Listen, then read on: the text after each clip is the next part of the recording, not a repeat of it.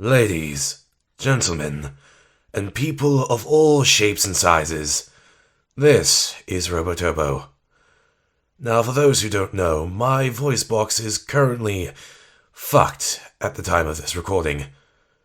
So I thought, why not I do a little bit of reading while I still have the opportunity at hand? So, without further ado, this story I'm going to be reading for you all today will be Fallout Equestria, Darkshores, written by SwimmingEagle. Hope you enjoy. Once upon a time, in the magical land of Equestria, war never changes. It was once said that the fate of the world hinged on friendship. It was so much a fact of life that when it was cast aside wholesale, the entirety of mankind was punished for it. In just 2 short hours, most of the planet was reduced to cinders. Some had the good fortune to survive the apocalypse by taking shelter in the great underground shelters called stables. The less fortunate attempted other, more desperate measures. A rushed mass migration took place as ponies set sail from the mainland, sailing on anything that could float, hoping to reach the summer sunset isles, all of them gambling that the resort islands would be spared that holocaust. What waited for them was toxic fire and dark magic raining from the sky. The surviving ships disappeared behind a vast wall of wild weather, cutting the summer sunset isles from the rest of the world. The survivors would then seek out an existence in the oceanic wasteland. This is Fallout Equestria, Darkshores.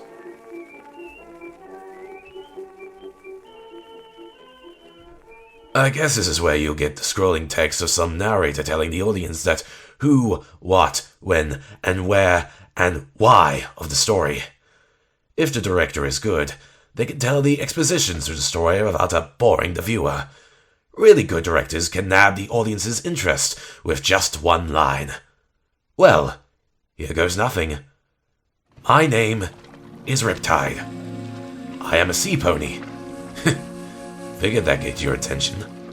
Yes, sea ponies do exist. We didn't originally, at least not in the traditional sense. We were fictional, something you see in a picture book or children's movie. We are a product of the apocalypse. The first of us, Lord Poseidon, was born roughly 10 years after the end of the world. He rose and brought the rest of the sea ponies into existence with him and ruled over Oceania. 50 years later, he shed his mortal shell to govern the seas of the world as Celestia and Luna governed the sun and moon. He left a void of power that, to this day, left the sea ponies scattered and alone. Or that's how the myth goes. He's more of a saint than a god, but I wouldn't be surprised if there was a cult of him somewhere. You're probably curious about sea ponies in general. We're a tribal society, spaced out in isolated parts of Oceania. There are 3 parts of us, just like normal ponies. We have your run-of-the-mill sea pony with 2 front legs, a mane, and a back end like a dolphin's tail. Then you have the ones that have a unicorn horn, like me. Finally, you have ones that have fins instead of front legs. We are amphibious. Land doesn't bother us that much. It rarely even slows us down. Though we prefer to be in the water. Just the freedom of movement under the waves. It's something you just can't find on land. I suppose a Pegasus might find the air to be the same, but I digress. My particular tribe, the Reef Dwellers, is centered on a very small island with 3 buildings on it. The Dark House, the Tower, and the Theater. From what we could find about the island, it was one of those hidden gem vacation spots that you only find off the beaten path.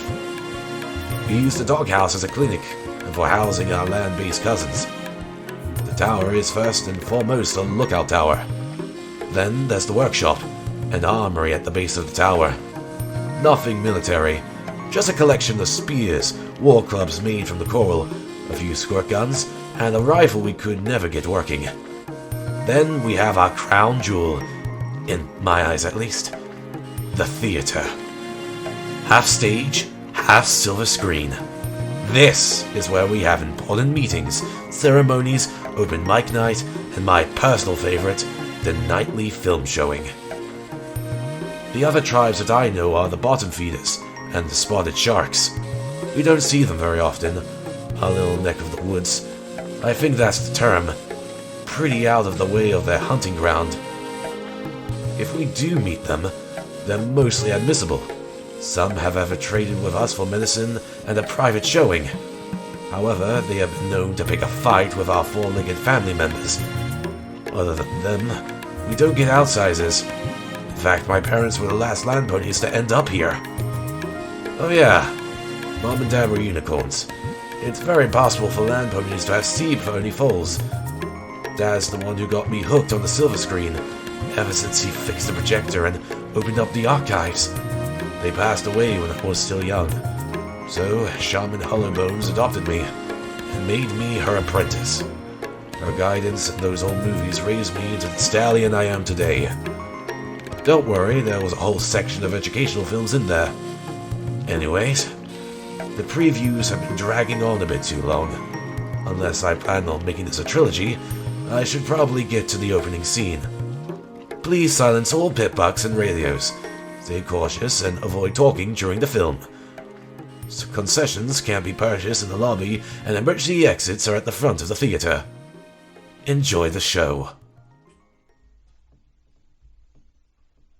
The night is as hot as hell.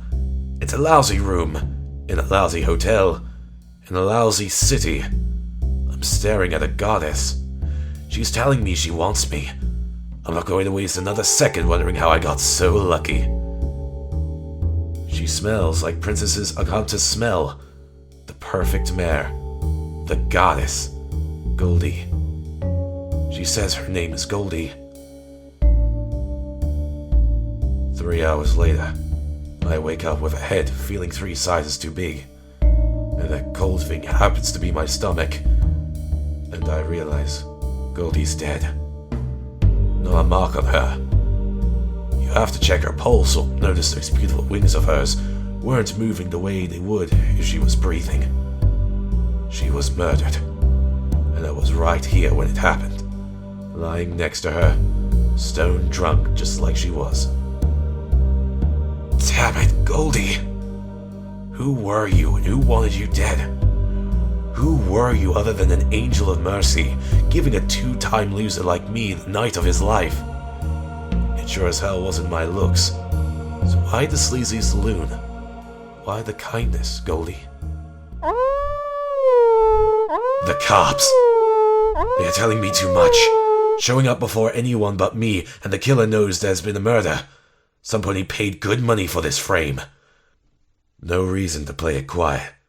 No reason to play it any way but my way. Whoever killed you is gonna pay, Goldie. Open up, police! I'll be right out. Oh, come on! I yelled as somebody pulled the movie from the player. The shutters opened. The cloudy light from outside was blinding compared to the near pitch of the empty theater. I hissed as hid myself from sudden brightness. My braided salt and pepper mane reflected onto my sea green coat, which in turn reflected more light into my eyes. Eyes were still busy adjusting to the light. Now, how did I know you'll still be in here? A soft, withered voice came from the entrance of the theater. It was Hollow Bones. She was a very old unicorn, Zoni, half zebra, striped blue and grey, red mane, and a splint for a cutie mark. To the untrained eye, she looked emancipated, but that's just how she was built. You've been cooped up in here for near 2 days. It's time to go outside and get your tail wet, she ordered. Friggin' mandatory excuse horse apples. I just wanted to pick out the next movie from the X-rated section. Everyone else was just too embarrassed to touch. But no. I was just getting to the good part too, I complained. I looked at the projector, still spinning as if the film wasn't rudely pulled off not a moment ago. That could have damaged the film. I could almost feel tears welling up. The movie will be here when you get back, Riptide. She wrapped her front leg around my neck, dragging me out of the screaming room. I dug my hooves in the wood paneling. But I started to protest before she shoved a hoof in my mouth. No buts. Besides, we need ingredients, and I can't swim. And the cat is out of the bag. Figures she needed something and wasn't really concerned about my physical fitness. Fine, I said, defeated. Hello Bones and I would have these exchanges all the time. It usually ended with me giving in and going along with whatever she had in mind. She's old, the closest thing to a mother I had. What do you need me to get? I need an extract of a flufferfish, some xander root, and sea cucumber. Flufferfish, xander root, sea cucumber. I thought for a moment as we walked past the main theater and into the lobby. Soul nectar? Soul nectar was a drug. Medical books will call it a Class S hallucinogen. The stuff was rough, but it did its job. We used it for vision quests. Colts and fillies get of a certain age and don't have their cutie mark would get pumped full of the stuff. 4 out of 5 times you get your cutie mark before you sobered up. 1 out of 5 times, it'll kill ya. Hence, the of a certain age clause. And you see, you remembered some of the things I taught you. She smiled thinly. Who's it for? I asked. Sea breeze. We went outside. The salty, cool breeze hit me like a cozy blanket. The sky was cloudy. It always was. You could see little pillars of light poking through the holes. The palm trees swayed ever so slightly in the wind. A couple of fillies were playing with a ball. She really that old now? I mused. If your eyes weren't so glued to the silver screen, you'd know that. If my eyes weren't so glued to the silver screen, I would have never found out how to treat a sucking chest wound. I snapped back, giving Olive Bones a gentle nudge. I was referring to an advanced first aid film I found in the romance section a month ago. Fine, I'll let you have that. Stargazer would be dead without you. Now, get you hence. I have to make sea breeze ready and the sun is falling. She gave me a swift kick in the hind quarters as she went off towards the dark house. I dragged myself to the tower. If I was going out into the sea, I was going to need my effects. Fishing spear. Check. Coral club. Check. Diving knife. Check. Canteen. Check. Shark stomach saddlebags. Double check. More than enough for a short trip past the reef. Heck, Brassbit said I was overpacking. Then again, he probably just didn't want me taking his best-looking club. He studded the sucker with bullet casings and carved a likeness of Poseidon into the side. I stood at the water's edge, the ebb and flow of the water gently tapping the wooden supports of the dock. I leapt into the water. Its coldness enveloped me. Slowly, it faded and the sensations of the sea took over.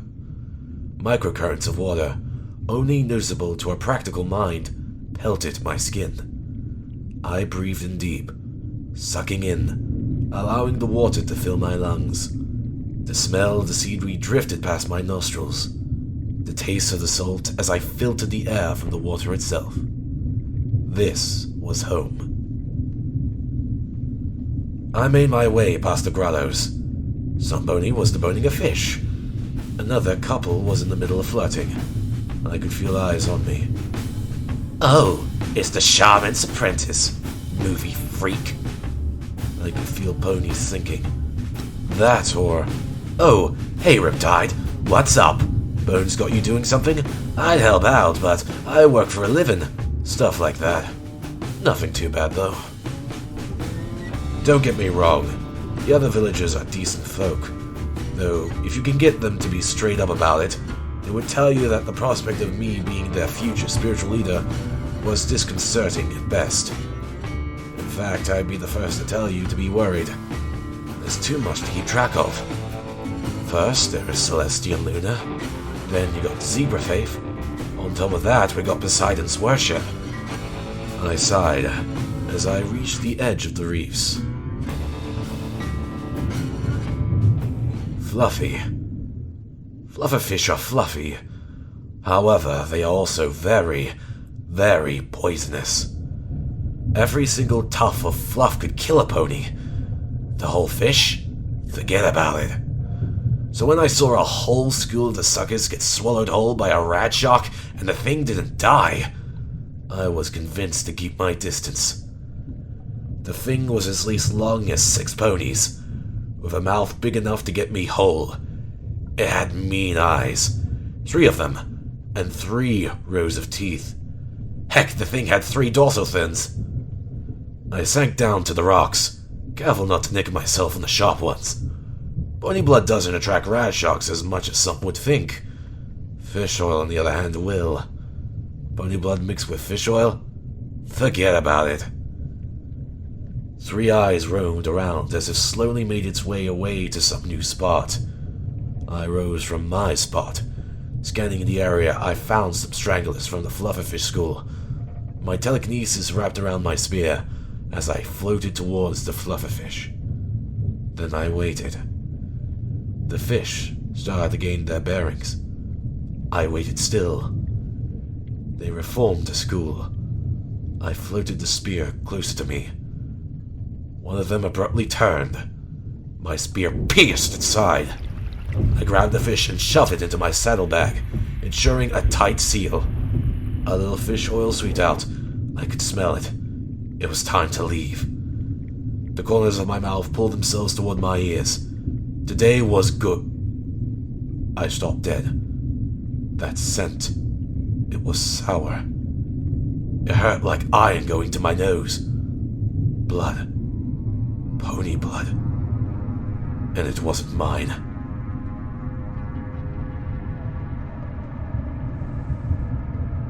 My head burst from the surface, vomiting up water. My lungs readjusted to breathing open air. I felt heat. Fire was on top of the water. I could feel my stomach churning as I scanned the area. The ruins of a boat floated along the surface. I stuck my nose back in the water and sniffed. The source of the water was ahead of me. Swam over to what looked like the nose of the boat. I swam back under, holding my breath. Not enough time to adjust to the water again. The boat had cracked in half. Well, mostly. It looked like a good chunk of it was ripped off. They weren't run around, nor were there any icebergs to hit. I swam into the wound and found a pocket of air. The smell of blood nearly floored me on the way up. An earth-pony mare and filly were tied to a buoy. The mare had several shards of shrapnel sticking out of her back. Shit! I rushed over to their side when I got to the pocket. Both of them were out cold. My head bumped against the top of the nose. The wreckage was sinking, and the unconscious don't have a history of holding their breath. I pulled out my club and started beating the roof. I couldn't go down, so I had to go up. The wood splintered. A couple shards hit me in the face. The hole parted just barely. Large chunks of wood fell down from a now pony-sized hole. I grabbed the boy and the 2 others and pulled them through the portal. The nose of the boat was swallowed by the sea. I dragged the injured ones to a floating piece of wood, big enough for 2. A wave hit me in the face as I hoisted the 2 onto the raft. Running the rope the 2 had tied the boy to themselves, were through a hole in the raft. Now, I know you probably can't hear me, but you're going to be alright. You're gonna... Why do I smell fish oil? Blurted to myself. I glanced backwards. My saddlebag was sliced open by a shard wooden splinter. The other fish floated by my tail. marinating in the blood of the injured mares. 1,000 swearing hot needles pierced my tail as the rat shark clamped down on me, dragging me under. My lungs filled with water as I adjusted to breathing it. I could feel shroon and muscles tearing as it was kept pulling at me. The world blurred as I felt helpless. My telekinesis wrapped around the diving knife. Son of a bitch! I heard my voice screaming as I rammed into one of the rat shark's eyes. Red slurs flew everywhere. The pressure around my tail released. The ground rushed on by. I could feel in the currents that it was circling around. I pulled my spear out. If it wanted something to eat, it was getting it. I could barely see, but I felt it coming. Jaws burst into view. I rammed the spear forward. The tip caught itself into the roof of its mouth. I then shoved the other end into its tongue. It kept coming forward, mouth propped open like it was in a dentist. I shifted left. The corner of its mouth bashed me as it rushed by again. Again, I felt it circle around. I pulled out my last weapon, the club. Come on, big guy. Let's do this. I said out loud, more to myself than to the rat shark. The water swelled as I saw its pearly whites. I swung upwards, its jaw muscles working in tandem with my swing. The spear forced itself into the brute's brain. The momentum of the huge beast carried us into the surface. I vomited up water, blood, and probably a tooth or two. Most likely, not even mine. Thankfully, I floated up to the raft. I wrapped the rope around me. The shark and the raft. I needed medical attention for 3. Oh, the other 2 mares could use getting looked at as well. I swam as fast as my punctured tail would allow. I could see the tower light. It was only a few more minutes. After a few minutes, even the tower light wasn't visible.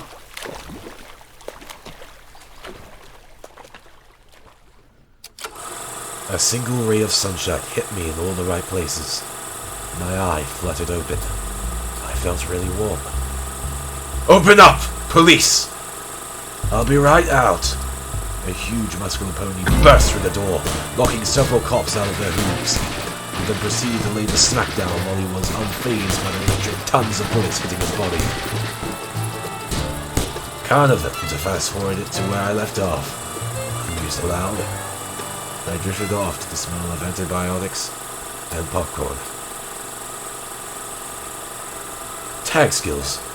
Medicine, speech, melee. Traits. Skilled. You'll practice your technique quite a bit, but never got out too much. You receive +5 to all skills, but you get a -10% experience gain. Hot-blooded. You don't like getting hurt. It makes you angry. They won't like you when you're angry. At 50% health, increasing a +15% damage with -2 to perception and agility. Author's note. This is my first MLP fanfiction, so if anything seems amiss, please point it out so I can fix it. Also, please suggest how the story can be better. I'm writing for your enjoyment as much as mine. Let's make this good. And this is the entire opening scene for Fallout Equestria, Darkshores. I hope all you listening to this, or do have a chance listening to this, enjoy themselves. I don't know how much my voice was aside from this, but I wish you all a good day, a good afternoon, and a good night. Hope you all enjoy.